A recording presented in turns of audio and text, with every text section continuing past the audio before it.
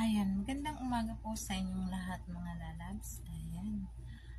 Gusto ko lang pong i-update natin si Miss Tintin Dalisay. Ngayon po ay dumating na po yung kanyang comfortable folding bed. Ayan.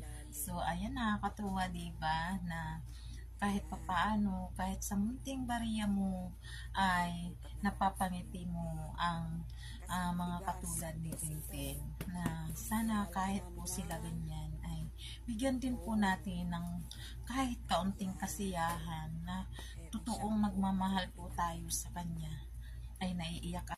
Sobrang nakakatuwa kapag nakikita mo silang masaya, di ba?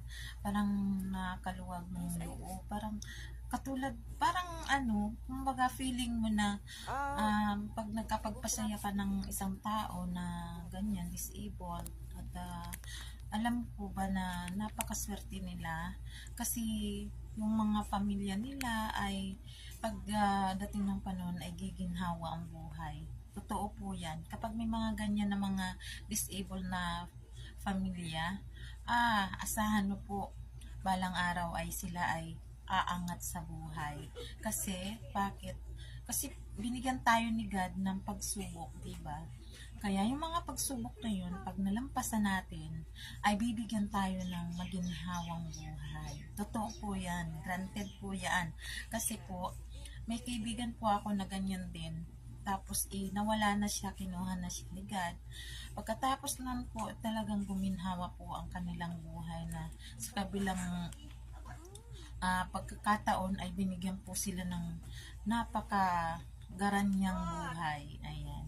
Kasi alam niyo po, wag po nating baliwalian ang mga ganyang mga bata, especially po mga bata na may special po sila na hindi po natin ikaila na sila po ay nagbibigay ng inspirasyon sa ating buhay. Kung wala po kasi sila ay talagang kumbaga parang oo, normal sa atin na kasi meron tayong ganyan na family Kasi hindi naman natin yan sinasadya na ibigay sa atin.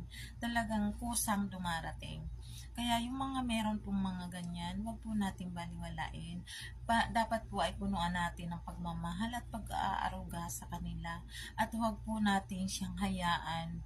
Dapat po ay bigyan natin ng totoong pagmamahal at pag-aaruga.